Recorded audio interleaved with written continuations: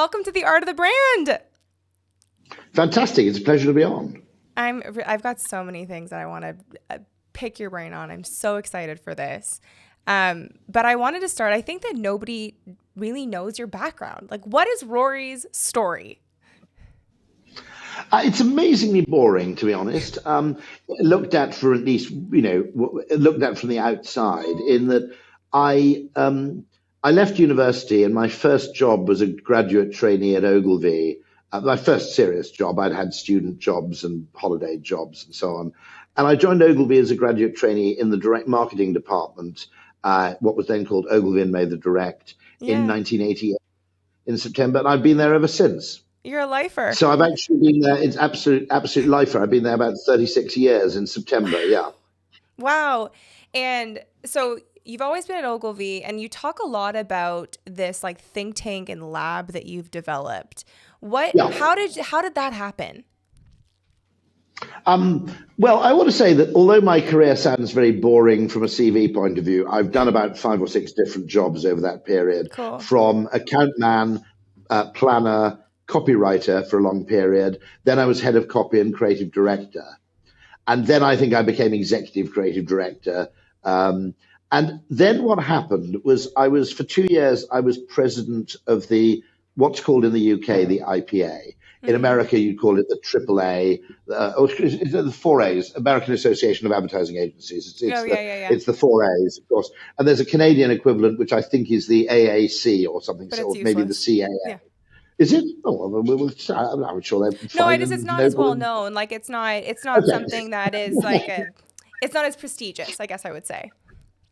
But what happened is that around about that time, heavily influenced by my time in direct marketing, I realized that most economic, seemingly rational models of human motivation and behavior were woefully inadequate. Particularly, they lacked predictive value, and they certainly weren't universally true, and they certainly weren't true regardless of context. Yeah. So in my 2-year presidency of the IPA, you generally have an agenda. And having recently discovered behavioral economics and nudge and a whole area of academic activity, which until the publication of Nudge and Thinking Fast and Slow really was completely beneath the radar of almost everybody, including me. I mean, I was working in advertising at that stage for about 13, 14 years. And I had no awareness of the field of behavioral economics or behavioral science, really. I mean, advertising and academia have, given that actually they've got quite a lot to learn from each other, they have surprisingly little contact. And so I set out to rectify that because I thought there was actually a kind of a benign circle where, to be honest, a lot of academics could probably help us interpret our findings. And we had large data sets which they could only dream about, and we were better funded in many ways. And a large number of direct marketing campaigns were, if you like, very, very lavishly funded behavioral science experiments. And so I made that the central plank of my IPA presidency. And then when the presidency ends, it always lasts 2 years, I came back into the agency, and people sensibly said, well, it'd be daft to let that all go to waste. Why don't you start practice here? Part of Ogilvy Consulting, as now exists, dedicated to the application of behavioral science in marketing and advertising problems. So interesting. And actually, I would argue also the application of behavioral science plus kind of the advertising creative mindset to a far wider set of problems as well. Because, you tend in an ad agency, most of the problems are problems that come with a kind of media budget attached. Yeah. Okay. We have to communicate X. We have this amount of money. How do we do it? Now, it's very, very useful because it teaches you to think about everything in different ways. It's very good at inculcating the skill of what to do when there isn't a definitive right answer, which is, interesting in itself. But I would also argue that behavioral science plus creativity can actually tackle a load of problems that aren't conventionally taken to advertising agencies. I think we could broaden our solution set quite a lot, actually, by talking to people other than just marketing directors. And you bring up such an interesting point. Like the Daniel Kahneman System 1 and System 2 is, Yeah. I'm right now neck deep in defining what a brand is. And I'm struggling with the language of it because on one hand, it's an art, but it's also very much a science. Yeah, you're not alone. You're absolutely not alone. And I would argue that actually the abuse of the term brand in advertising has been highly problematic because I jokingly said that the word brand is a bit like a blank tile in Scrabble, that you can use it to mean anything that So, suits you. great You point. know, yeah, and actually, it isn't clearly defined. No one really can put their finger on it. There are various, by the way, quite cute and quite useful definitions. Someone very brilliant I was talking to just a couple of hours ago always said, ultimately, a brand is what manifests itself as the benefit of the doubt. In other words, the stronger your brand, the more it is that consumers are likely to give you the benefit of the doubt. This product seems so strange, but it's made by Samsung, so it's probably okay, for Yeah. example. Or I was annoyed with that experience, but since it's Samsung, I'm going to actually give them the benefit of the doubt.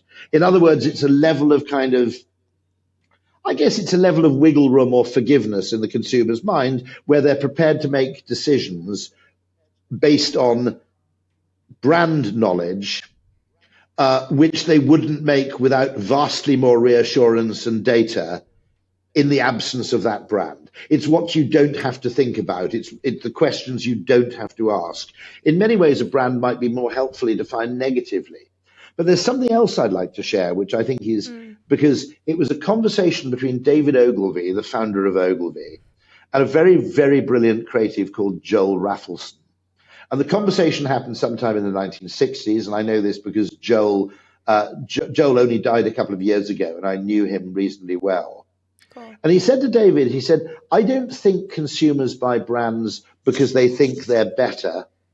I think they buy brands because they're more confident they're good. In other words, quite a lot of brand preference isn't really to do with what you might call conventional product superiority. It's a level of confidence that the product is highly unlikely to be rubbish. Yeah.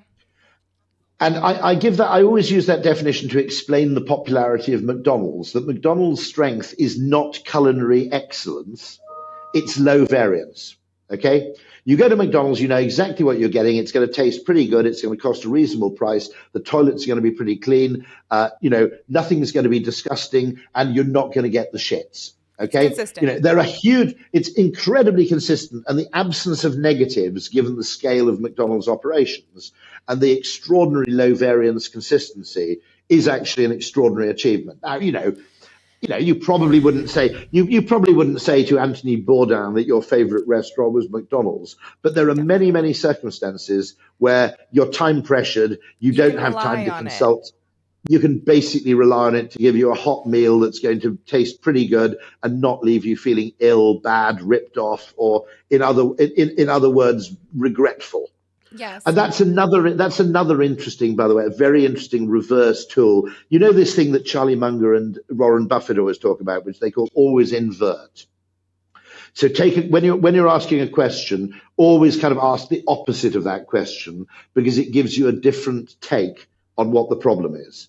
And in other words, is something better than something, or is it less crap than something? When you ask those two questions, which we often mistakenly think are the same question, but they're not, They're definitely not. you gain a kind of level of insight. Yeah. And I think that exchange between David Ogilvy and Joel Raffleson was like, in behavioral science terms, it was one of the most important sentences spoken in the 20th century. Yeah. And I only discovered it by accident, but I think it's actually incredibly insightful Totally. when it comes to explaining how brands work.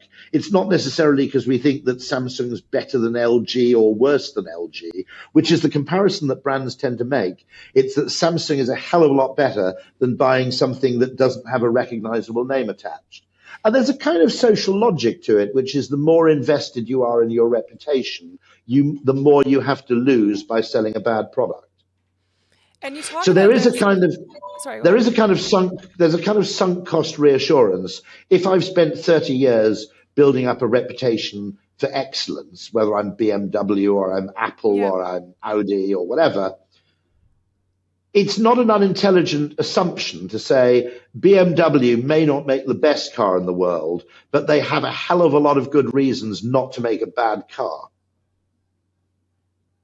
Yeah. And so there's something, I think there is something actually quite important about that, which is, speaking to Gerd Gigerenzer, he said the same thing, that economics assumes that a decision is about optimizing.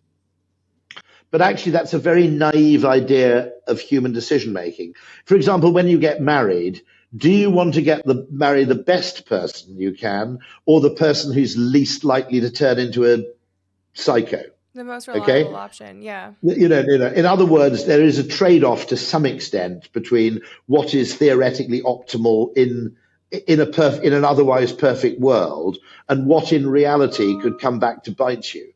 So in any kind of long-term purchase decision, particularly things you subscribe to or high-value purchases, that brand reassurance that effectively it's going to be okay.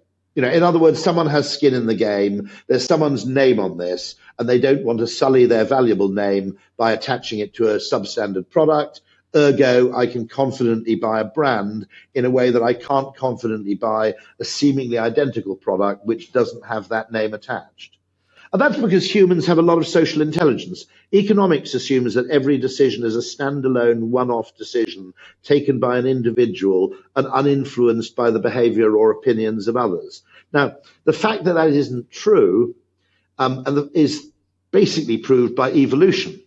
It's in our evolutionary interests to rely on lots of sources of information in making non-catastrophic decisions. And consequently, any organism which didn't pay attention to the behavior of other similar organisms in moderating its own eating habits or purchase behavior would be at a disadvantage to an organism which did. Mm-hmm.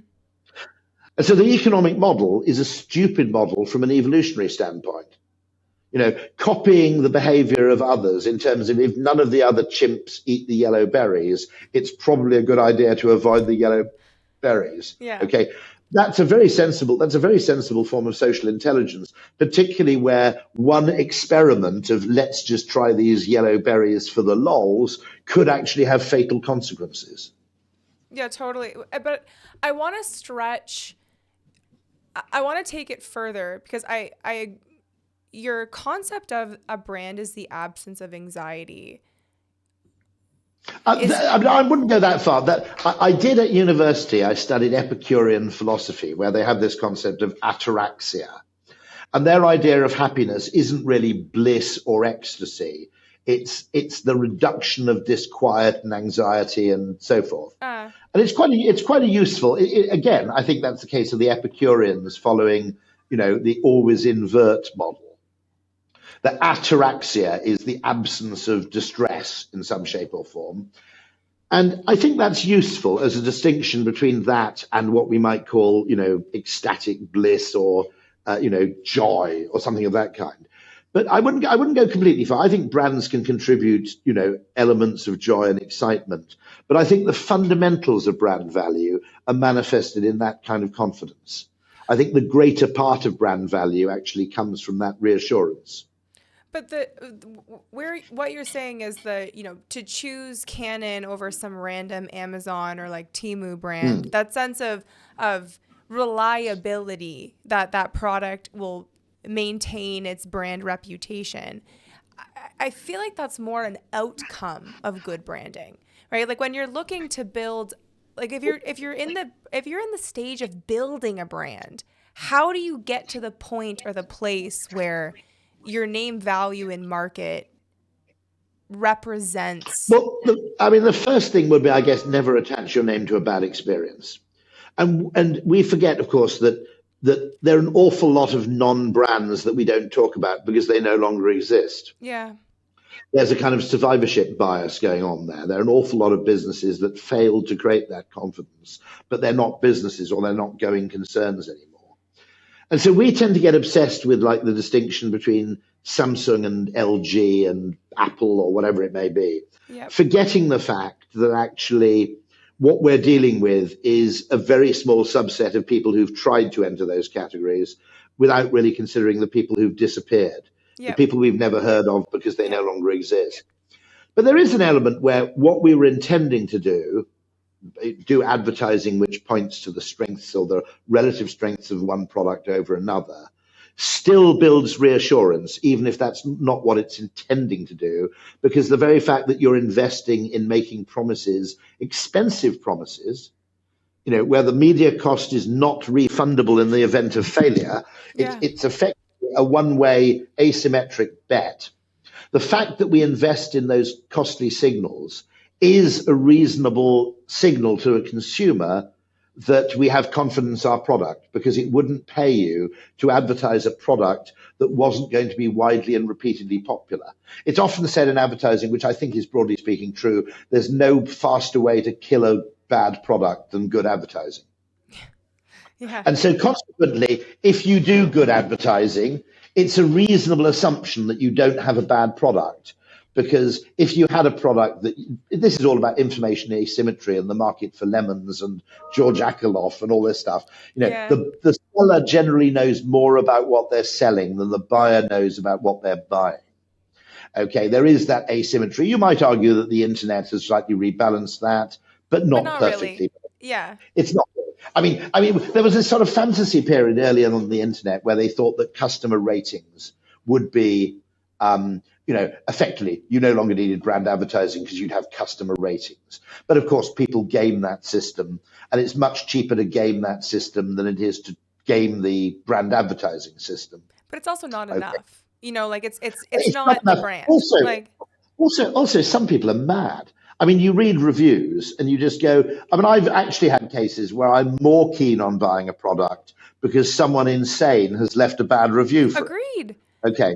Where you just go, sorry. There's a very funny case, actually. We stayed at a hotel in Italy, and the reviews, it was actually quite reasonable, the hotel, and the reviews were completely polarized. And about half of them, well, first of all, there were certain people who thought, it was a bit shabby. But it was, of course, an authentic Italian manor house, which is a little bit shabby, okay? Mm. You don't go to an authentic Italian manor house to have kind of, chromium taps and, really fancy showers. You want something a bit authentically Italian. And, and the second thing was really funny, which is the barman at the swimming pool, who had a very dry sense of humor and was kind of mock cynical. And it was hysterical because half the reviews, which were people who got his sense of humor, were raving about the barman at the swimming pool and how helpful he was, which he was. He was extremely helpful and extremely present. But there were a few people, touchier people, or people who just didn't get his humor, who actually interpreted it as rudeness. And now to us, anyway, as an English family who are used to all kinds of, weird, and loves the dry humor. We love this guy. We thought he was actually, he was a massive added benefit and kind of ornament to the hotel. But so a part of the reviews, brand.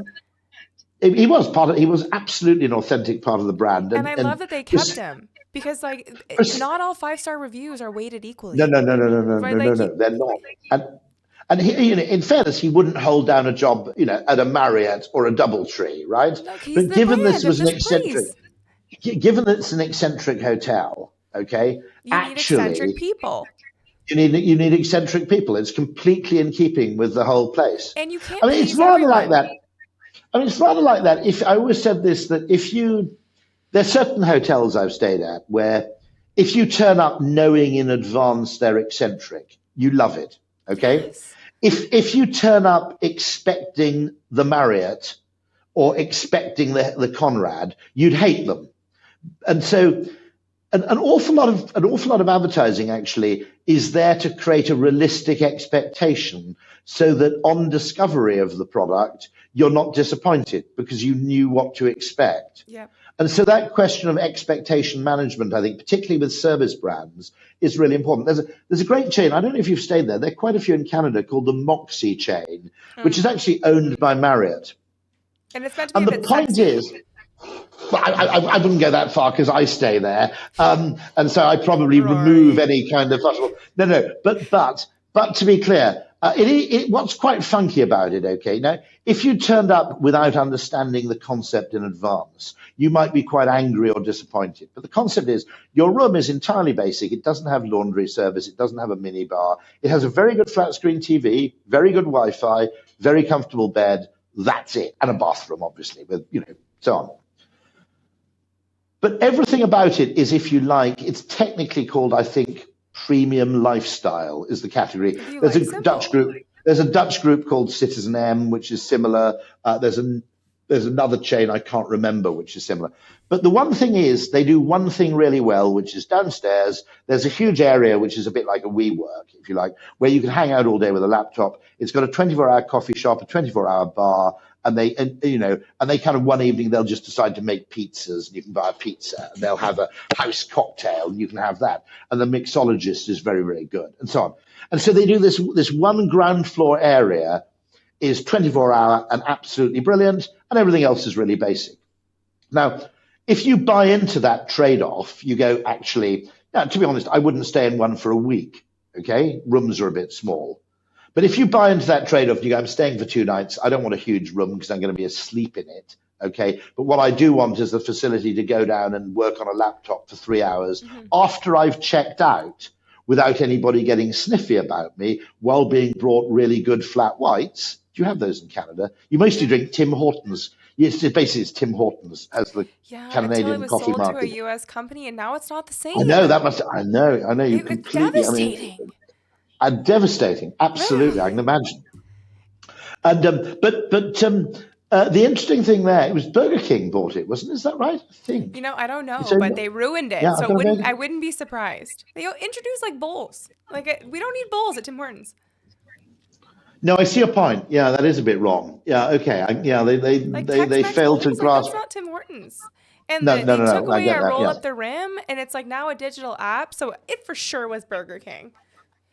Okay, yeah. This is. I'm really sorry for your distress. I'm sorry. I shouldn't have raised what was such a. To a Canadian right now.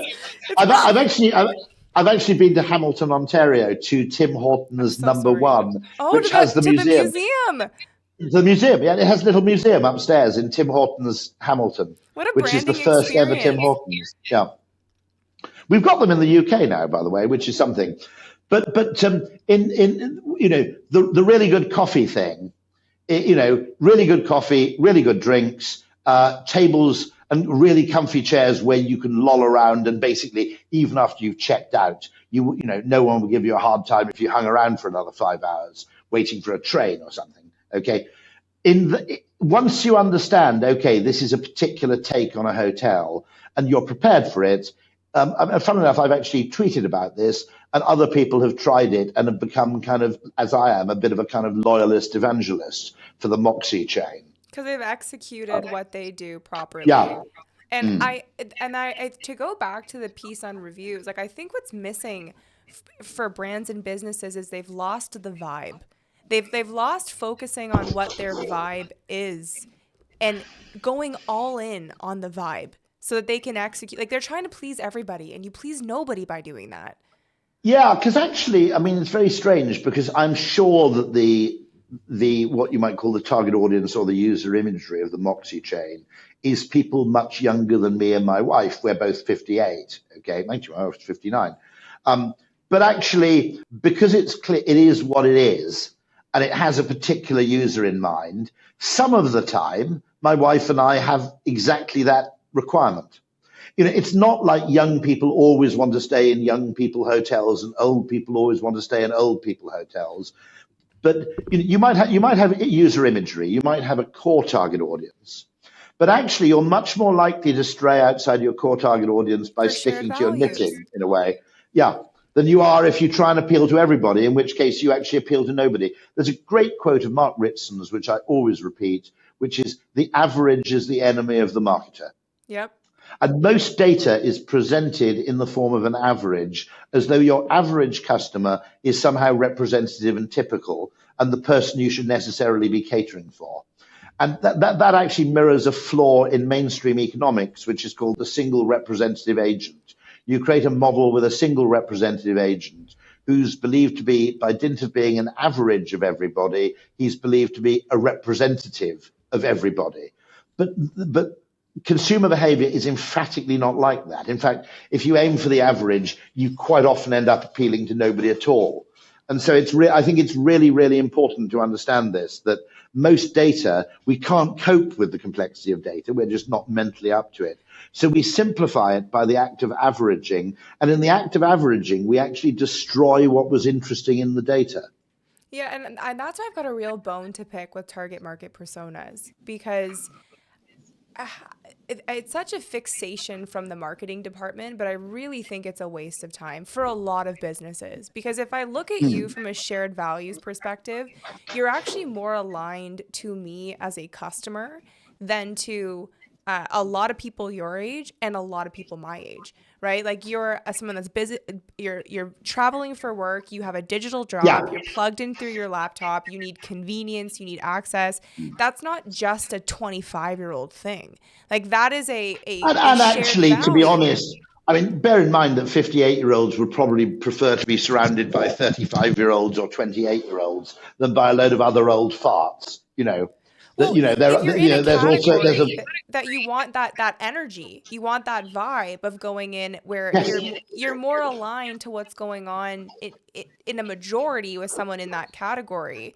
But it makes more sense to look at shared values to market the Moxies, because if you're only trying to speak to someone my age, you're going to miss, on a large scale, maybe there's less of you, but you're still going to miss a lot of randomness because you're not looking at what the overlapping principles are. No, that's actually brilliantly well put. I think I think that we often this act of averaging, this act of kind of always trying to chase the marginal customer can be deeply mistaken. Actually, I mean there is a complicated thing. There is something where No, it's not I find simple. there's something which I find very problematic at the moment, which is I worry less about advertising in terms of the health of brands. Particularly service brands, I worry less about advertising than I worry about underinvestment in customer service, because I think that's hitting a crisis point. You're so Now, right. if you underinvest in brand advertising, I prefer you didn't. Okay, I'd prefer people did invest But adequately in brand advertising. stop And outsourcing to cut corners. Like it's hurting your brand. but actually, well, also when you don't advertise in brand advertising, you miss an opportunity, and you do create an opportunity for competitors to move into the space you've Yep. vacated. Okay, it's not a wise move, but it's not a catastrophe for your existing customers. If you underinvest in customer It's service, game over.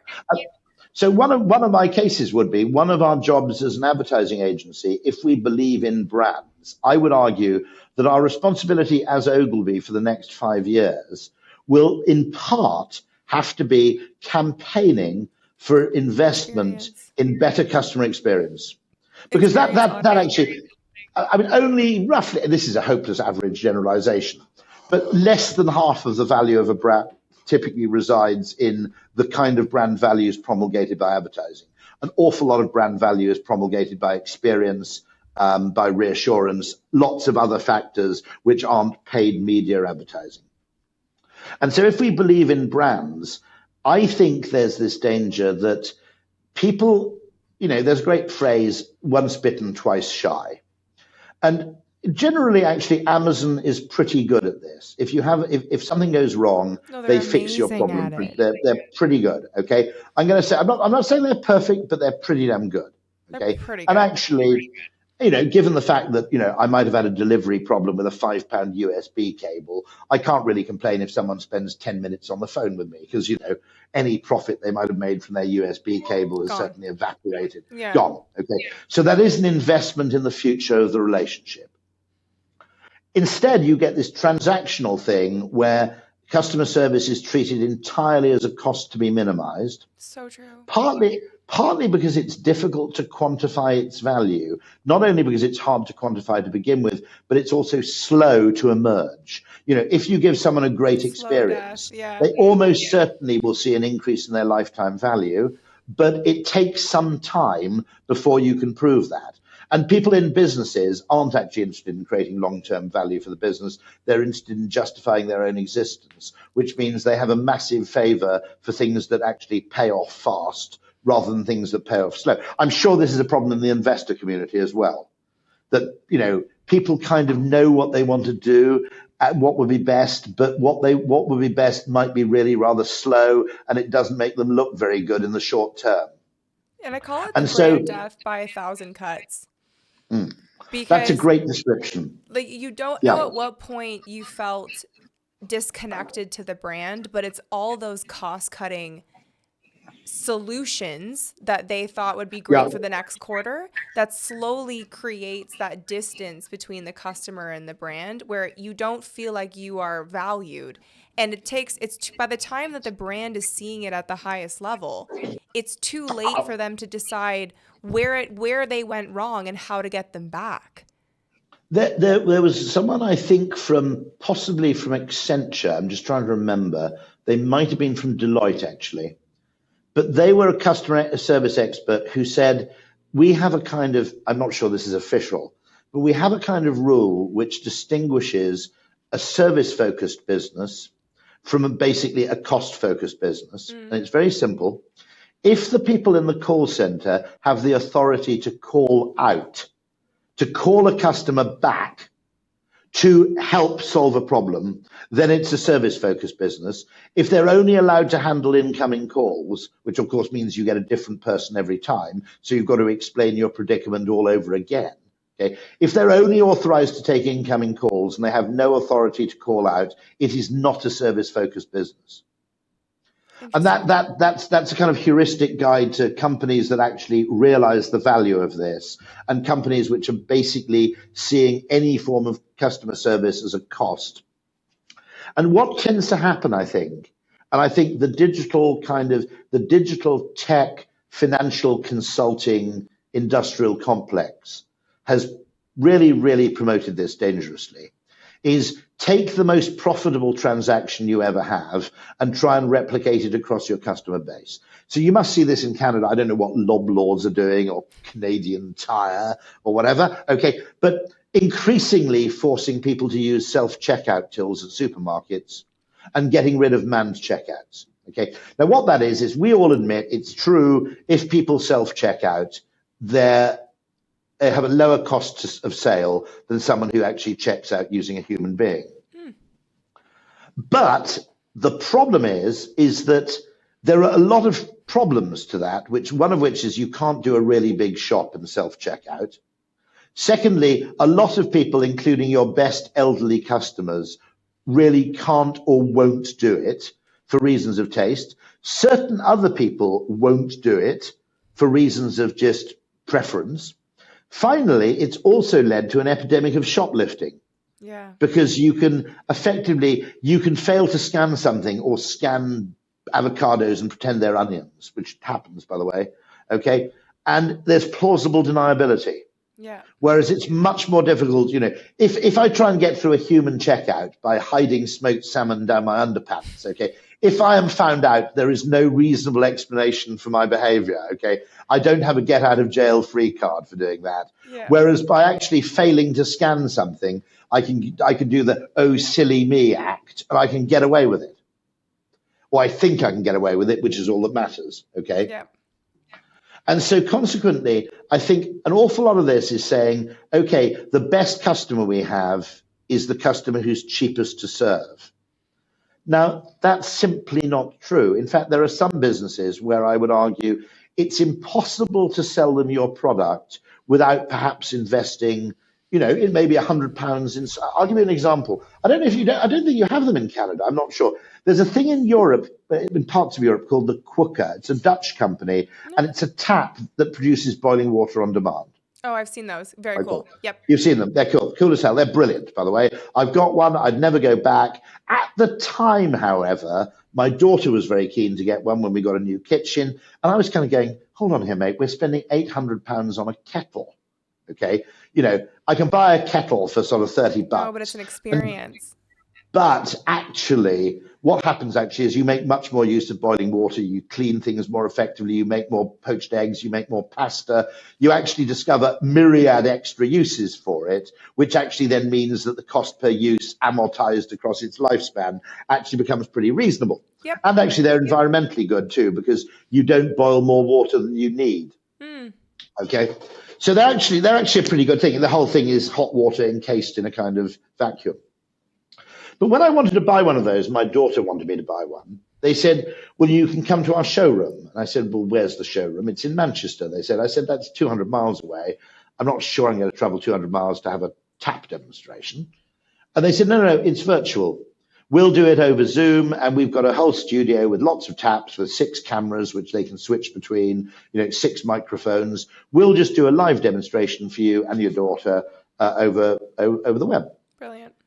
And they did the live demonstration. They offered me, by the way, if you do a live demonstration, they offer you a little bit of a discount, I think. And I bought it.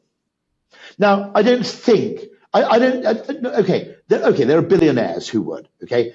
There are billionaires who just go online, order 5 of these things at £800 each and wait for them to arrive. Okay, well, they probably get their plumber to do it or whatever, okay? I don't think there's a world in which me, unless I win the lottery, would actually buy something of that level of investment without a conversation, without a face-to-face conversation about what about this, what about that, how much is it. I just require some degree of human engagement to get me over the line. Yep. Same probably goes for buying houses, same goes for buying cars. Yep, there's a niche part of the market that will buy something effectively, sight unseen.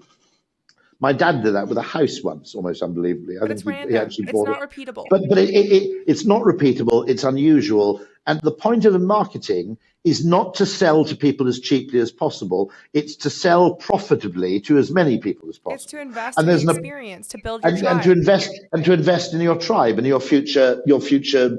And indeed, actually, I've now become a Quooker evangelist, and their generosity probably paid off. Well, you're talking about them on a podcast. I'm talking about them on a podcast. It stood out enough to discuss. And that's, when you think of branding on the balance sheet, I think this is where we're in a really weird spot with branding and the ROI police, because seldom is it as clear as that kind of sales meeting that you go on and they can kind of track, okay, Rory bought from this Zoom, like this works. Yes.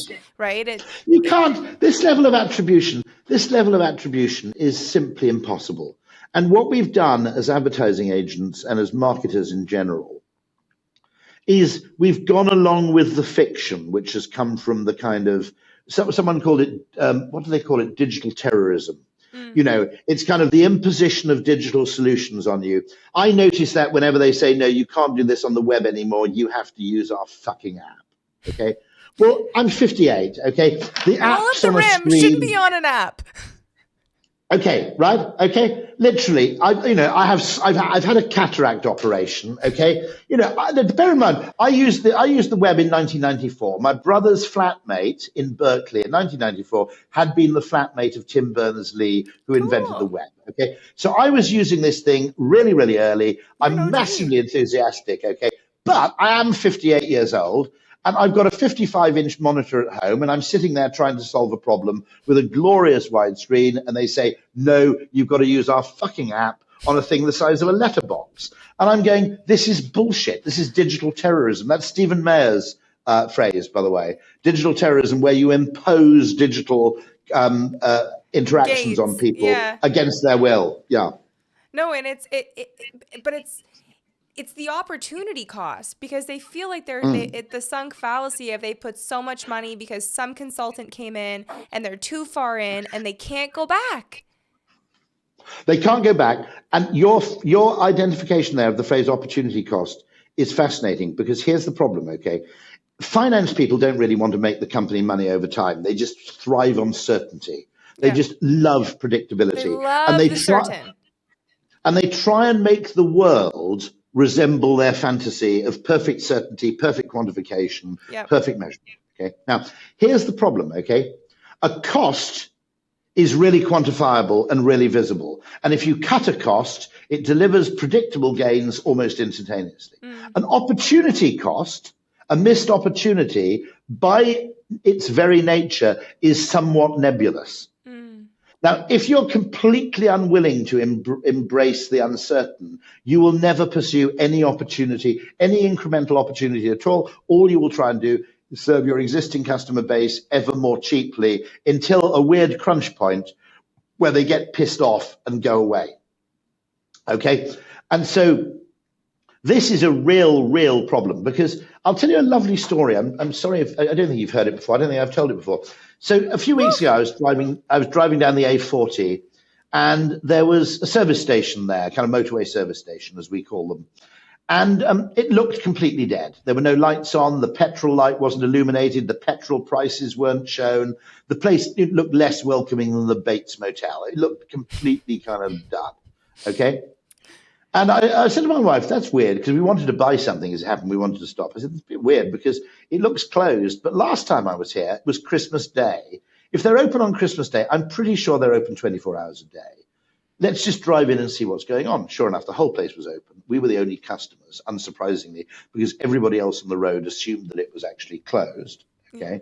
And I said to the guy behind the counter, do you realize that all your lights on the road are switched off? I mean, it looks as if you're closed. And the guy said, oh, yeah, I think the guy on the last shift forgot to turn the light on. Oh, right, okay. Now, that is costing them £1,000, £1,500, insane amounts of money. They're paying the whole thing to be kept open. They're getting literally 3 customers who are local customers who know that the place is open 24 hours. Most people are passing through. Now, what struck me as weird about that is I thought he'd go and run and switch the light on. I thought he'd go, shit, we didn't turn. No, yeah, I think the guy forgot to turn the light on. Now, as a marketer, I'm going, this is fucking insane, right? But then it occurred to me that no one would get into trouble for that, really. Missed opportunity. Yeah. If that same guy at 2 o'clock in the morning had felt a bit hungry and he'd stolen a Mars bar, do you have them in Canada? I'm not sure you do. If he'd stolen whatever peculiar mousse-based chocolate you like. I did, okay. No, but if he'd stolen a mousse bar from the shelf, and he was discovered, they'd be held to pay. He'd be fired. He'd be disciplined. There'd be all sorts of recriminations. But not turning the lights on, which is also sort of stealing. Okay, failing to market is a form of theft. Failing to present yourself to customers, as Mark Byron Sharp would say, in potential buying situations, is a form of theft. And yet nobody sees it that way. You see, nobody sees a missed opportunity, unless you're actually, I think, a marketer. Nobody actually sees a missed opportunity as being painful. It's rather like the Catholic Church's distinction between sins of omission and sins of commission.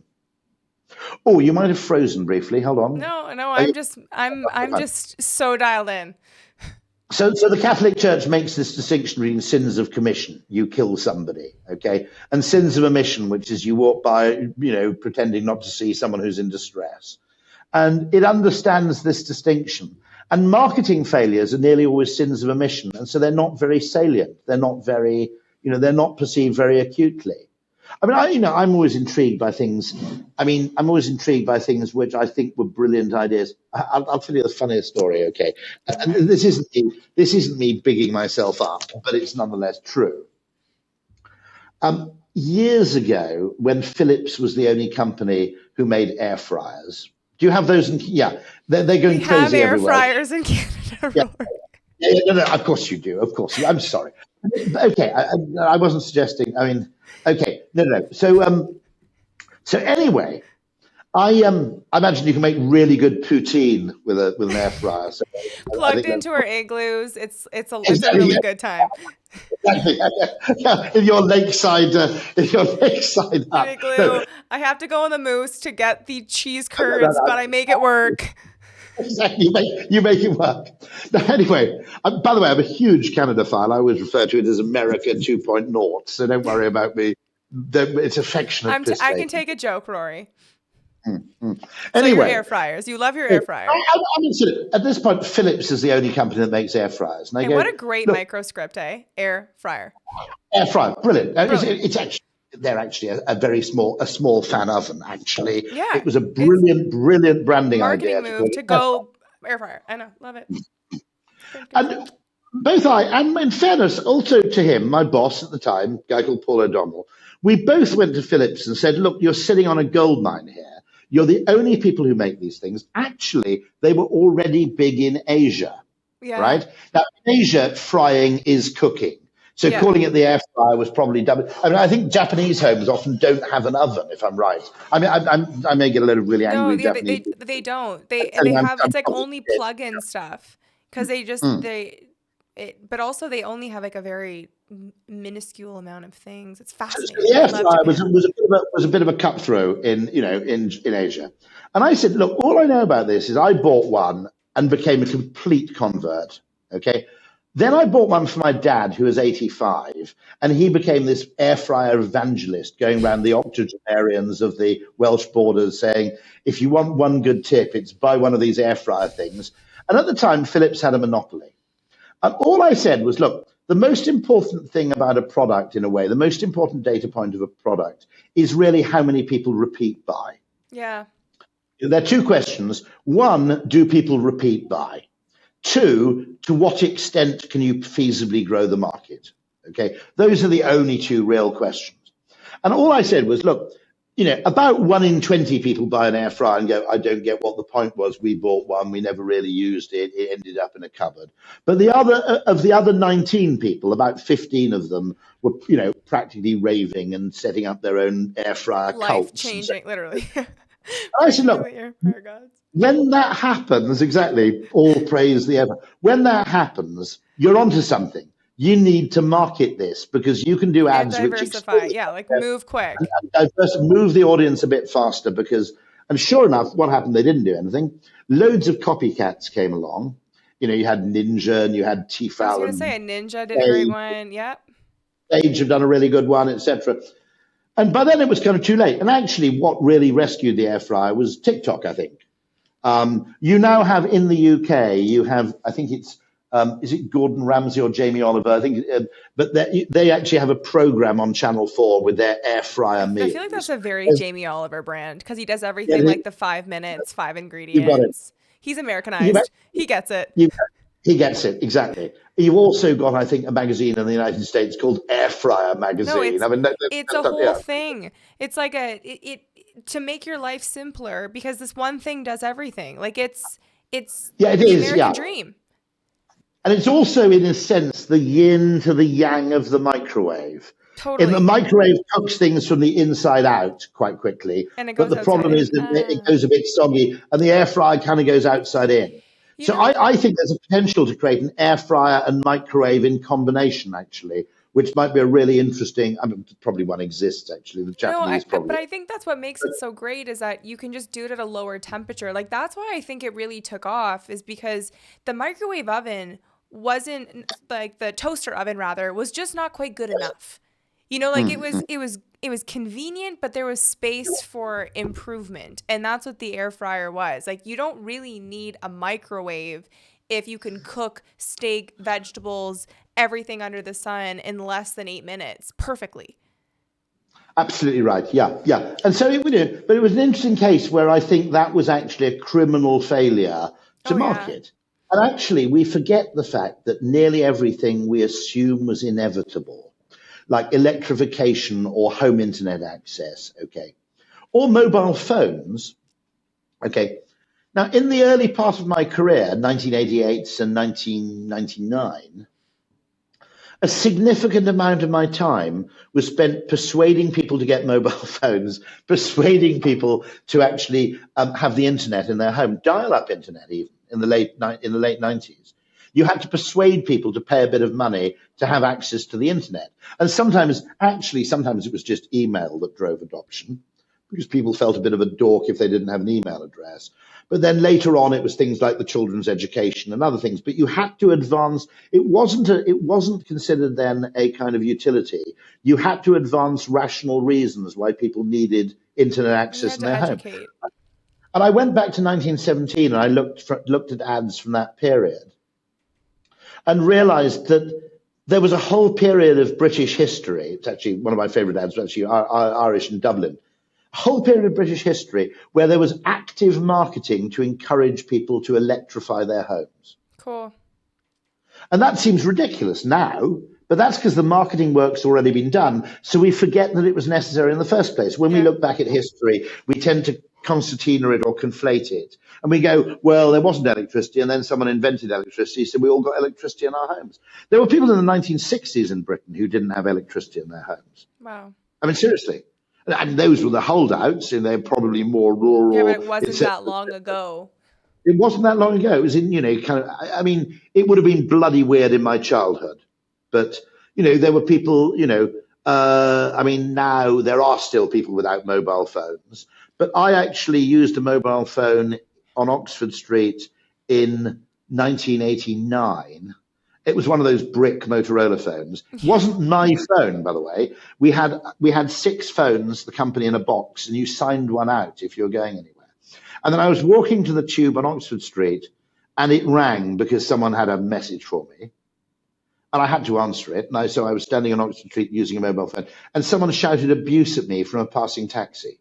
Okay. So there was an early stage of mobile phone adoption where you were slightly wary about using a mobile phone because people thought you were a dickhead. Wow. And Google Glass, you see, Google Glass didn't realize that, I think, because they failed to persevere. That was a great product. I still believe that Google Glass was a fantastic product, which was mismarketed and was abandoned far too soon. It was. They didn't go through the stress period of they No, didn't learn from BlackBerry of making it cool. It was lame. no. That's obviously the same thing of what it was with a cell phone is you were a loser if you had a phone early, right? Yeah. And BlackBerry like that whole investment in creating a culture and demand and like appeal around what it looked like to have a BlackBerry. It was a great movie. Did you see that movie? I watched it. It was fantastic. Absolutely right. Yeah. Yeah, he was a very, very interesting guy, by the way. I thought because obviously you had the founders who were they were Waterloo. They were near to you, weren't they? Yeah. They were Canadian, in Waterloo, yeah. Yeah. And then the founders were obviously absolute tech purists. But then But they I needed the suppose alchemy of branding. yeah, they That did. was the difference. It like the product alone wasn't enough. And it's weird that Google didn't get that. By the way, they were still right in the sense that actually we'd all be better off if our phones had keyboards. But they Yeah. couldn't, they couldn't fight the zeitgeisty thing when the iPhone came out. By the way, I was there on the day the iPhone came out with someone very senior from Nokia, and they were basically poo-pooing the thing. They were Oh saying, yeah. Everyone was like, yeah, this is not going to be it. no. I mean, I still don't know. What I find fascinating is I still don't know what the fate is of the Apple Vision Pro. And by which I accept they're going to make cheaper versions, they get, etc. This is kind of a developer version. I accept all that stuff. But I still don't know whether it's actually a step too far. Now, what I think is, okay, what was clever about the Google Glass was it was what you might call MAYA, maximally advanced yet acceptable. It's a phrase from Raymond Loewy, the designer, which is you can only take the consumer so far. If you produce something which is unrecognizably different from anything they've ever known, it's too much. It's just too much. I agree. And so, I was just thinking that though, because when I think of the span of technology, it's pretty insane that my grandmother lived a life with no TV. Really, like she saw really the full technological evolution, but to go from no TV to having a cell phone is a jump that makes sense. I think where we're going with the metaverse and augmented reality and the vision, like it's we can't understand what that world looks like. I mean, there's something there undoubtedly of huge use, which is the wearable monitor, the wearable large screen. Okay. There's also something there in the idea of Google Glass, which is the thing that prompts you without needing to look at a watch or a notification. I would like a thing in my eye that just goes, your next meeting's due to start in 5 minutes. You don't need, you need an umbrella. You need an umbrella today. Your train's running late. Just constant little updates. The name of the person I'm talking to, which, okay. Or like, this is what she's thinking. She doesn't need to say it. Here it is. Here it is, exactly. But which just gives me what you might call subtitles to my life, captions to my life. It enhances your life so that you can enjoy it. It is exactly that, augmentation of reality. Yeah. And that from there, we might get further. But I think behaviorally, asking people to go around with a massive set of goggles on, or asking people to, sit around with those on, maybe in a work environment, maybe in a productivity environment, um, that's its first application. Maybe I would sit around in the office with a huge pair of goggles on, preparing a PowerPoint deck on 6 virtual screens that surround me, one of them above my head or whatever. I might do that. In terms of public use, possibly on an aeroplane, I might. I certainly wouldn't do it on a train because I'd assume that someone was stealing my bag or about to stab me in the back while I was otherwise distracted. They're all, because what we often forget is that for all this French Enlightenment bullshit, we're monkeys. Yeah. Okay. And, there are certain things where if it feels wrong to the inner monkey, okay, it doesn't matter how much you can. It's rather like trying to argue someone into sleeping with you or argue someone into buying something. Yeah. Fundamentally, if the action doesn't feel right, it's not going to happen. It doesn't matter what other rational evidence you might bring to play. We are still, to some extent, controlled by our instincts. And sometimes those instincts are inappropriate. Sometimes those instincts are cleverer than we realize we are. Sometimes they actually contain a lot of hidden intelligence, in fact.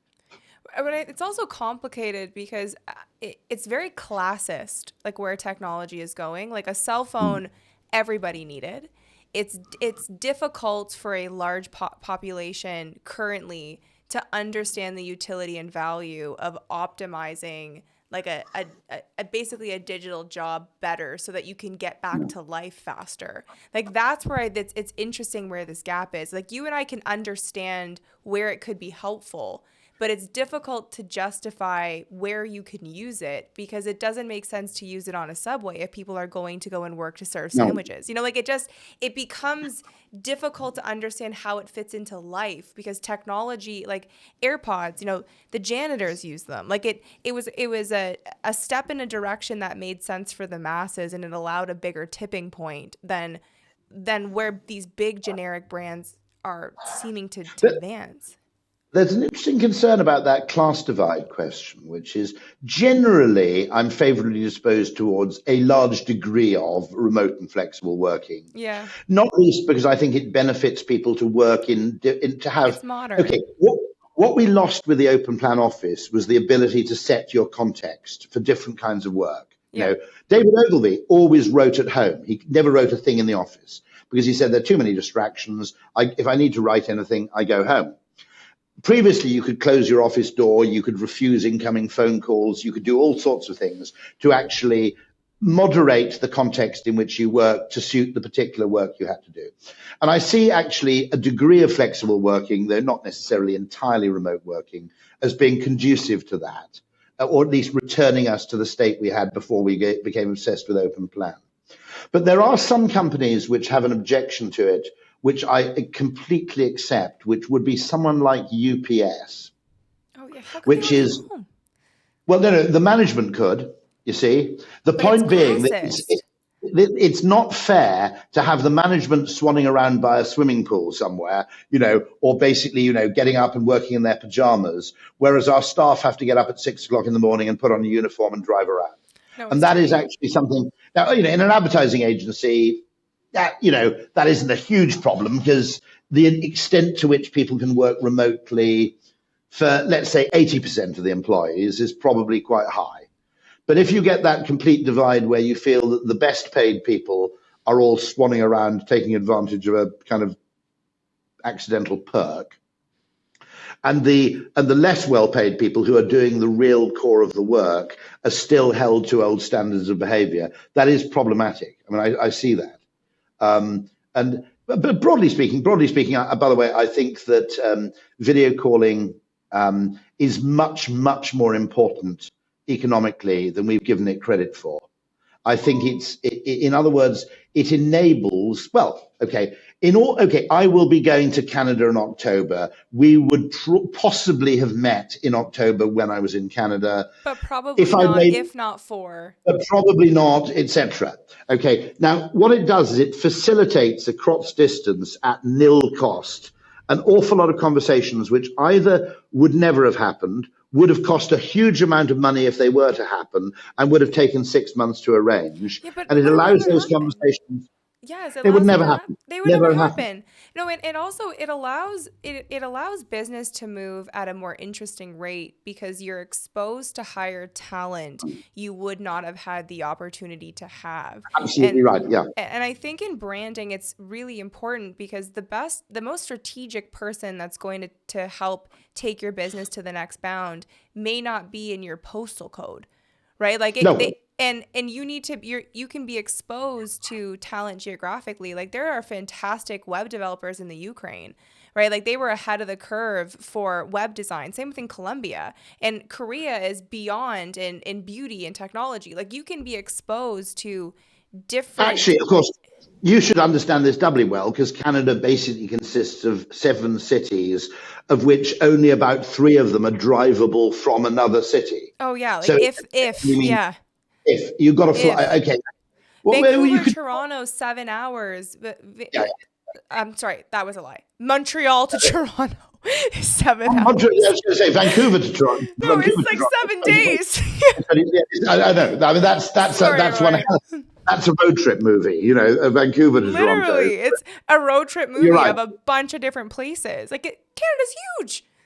So the importance to the Canadian economy, I would say, is Rests on absolutely enormous. digital. Yeah. And also the importance to things like, for example, the Irish economy, which is, essentially in a perfect time zone. It's an English speaking economy. They have huge areas of expertise in many areas, actually, and they can effectively take advantage of all those things without visiting an airport. That's Yeah. it. Because actually, okay, this is the way I look at it. Okay. If you look at modes of transport, there's a wonderful graph you can find, which is optimality of different modes of transport for different distances. This is for human transport, okay? And so naught to a mile, naught yards to 500 yards or a mile, you walk, okay? Maybe 500 yards to, 2 miles, 3 miles, maybe even 4 miles, you might have the bicycle. But then that requires on it being not raining, flat, you being reasonably fit, etc. And then you have then you have buses, which have a sort of limited sphere of usefulness. Then you have kind of the train, which has 2 applications, really, sort of 300 or 400 mile journeys or journeys into very densely populated areas where the traffic's terrible. And then ultimately you end up with the aeroplane. But right over a lot of this, from 500 yards to about 400 miles, is the car. Okay. And the car is useful to you independent of whether you have a lot of luggage, whether you have small children with you, whether it's raining. Okay. All those other factors, whether it's hilly, all of those other factors, which may be hugely relevant to you when deciding whether to take a bus or a bicycle or whatever, are basically made irrelevant by the car. And for any journey from about a mile to about, well, certainly it depends, but 250 miles, which is the vast majority of all journeys, regardless of where you start and where you finish, the car does the job perfectly. Okay. Now, my argument here is that if you look at communication modes and you look at it in the same way, which is like degree of intimacy, and you have tons and tons of communication modes which are asynchronous and low intimacy, whether it's Snapchat, text messages, email, etc. Hierarchy of, yeah.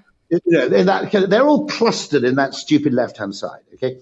Then you have the telephone, which is something a bit different because it is at least synchronous, okay? I suppose Slack would be synchronous as well, okay? But Slack would be it's basically the telephone for introverts, as far as I can see, okay? And then you have this yawning gap where it's face-to-face meeting. Yeah. Right, and there's a huge gap between the telephone call, which was synchronous, and then the face-to-face meeting. Now, it seems to me hugely important that Zoom is the only, or Teams, or whatever you want to do, or indeed Riverside, that actually fills this enormous gap. Now, we haven't even begun to explore what that means yet, but it's really, really important. It's like the car for interpersonal communication. It covers the widest number of bases. Do I need to? Yeah, no. Okay, I'm just being told I've got to go in about 5 minutes, so we can edit it out. Yeah. Yeah, that is interesting. I guess in wrapping up, Rory, I'm trying to think of what would be my coup de grace for this podcast. And what do you think the biggest problem that's facing branding right now that you're seeing at the highest level? I think the biggest problem is the ROI false god of perfect ROI calculation and prediction in advance. That effectively it's very, very good to measure. My origins are in direct marketing. Measuring is fantastic. Okay. The downside of working in direct marketing was always that you weren't allowed to do anything you couldn't perfectly measure. And so you were confined to doing things at the bottom of the funnel. Yep. And I think the biggest problem in business, and I would argue in government, is that the treasury or indeed the finance function is extremely unwilling to invest in anything which has the slightest degree of speculative value. And so we end up, particularly in the Anglo-Saxon world, I think, with a kind of efficiency-driven race to the bottom rather than an opportunity-driven race to the top. Yep. I think the extent to which that efficiency mentality pervades everything from management consulting to, board meetings to everything else. The idea that actually your job is to do the same for less rather than to do better for more has become, and I think it's been sold heavily by the tech industry, most of which sells its virtues on the fact that you can automate what once was done by human beings. And that my biggest worry about AI in the short term is not that AI is a super intelligence and has us all killed. It's that AI is actually kind of shit, but it's imposed on us all because it's cheap. And it's easy. So, right as we're having a conversation about the quality of customer experience and, call centers and so forth. You can outsource it to AI. Yeah. There'll be 3 people. And we'll make exactly the same mistakes we made with offshoring.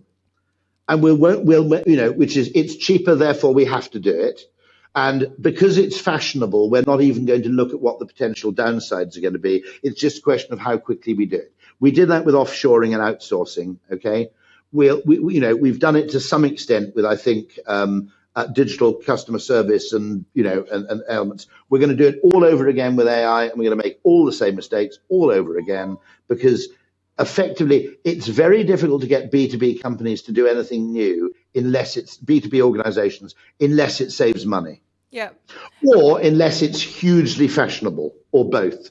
And when you get things which are hugely fashionable and claim to save you money, they become a kind of catnip for organizations. Well, and I think it's where I'm seeing in brands from all stages, it's FOMO. It's this fear of missing out. All of their competitors are doing it. We therefore must outsource. They're saving more money. Their quarters are better because of it. We must do it. Same with AI. Same with the way they're approaching socials. But what it comes down to is what you measure matters. It's not just the data metrics at the bottom of the funnel. It's how you look at the quality and value of your brand. Most really extraordinary businesses exist because someone early on did something remarkably speculative, which didn't completely make sense at the time. Mm-hmm. Yep. And then most of those businesses now are demanding that they embrace the future only by doing things that can be quantified in advance, that have no speculative component, and which can be absolutely, whose effects can be measured to the penny, and which will be delivered extremely quickly without that painful period of, look, if you want to create a market category, Google Glass being the obvious case, I'm intrigued by marketing failures because we spend far too little time talking about them. Yeah, we just want to look at the grades. But, extraordinary things which never really got the success they deserved. I think if you look at those, generally, in many cases, you have to acknowledge the fact that if you're trying to create a new market space, particularly in business context, by the way, it's unbelievable. It is more difficult, but ultimately it's much more valuable over time. You're so right, Rory. You were brilliant. I love talking with you. Oh, thank you very much. It's been a huge pleasure. And where can people find you, Rory, if they want to follow you along or learn more? Probably the best place is at first port of call would be Twitter, which is at Rory Sutherland, all one word. Cool. Yeah, that'd be the best first place to go. And also at LinkedIn And also, I can give a plug for Mad Masters, which is a course I do. If anybody wants to spend money hearing more of this shit, okay, there is an online course I do, which is also interactive. So I do actually hold surgeries and so forth to audiences about sort of 20, 30 people at a time. And you also want to So plug your book?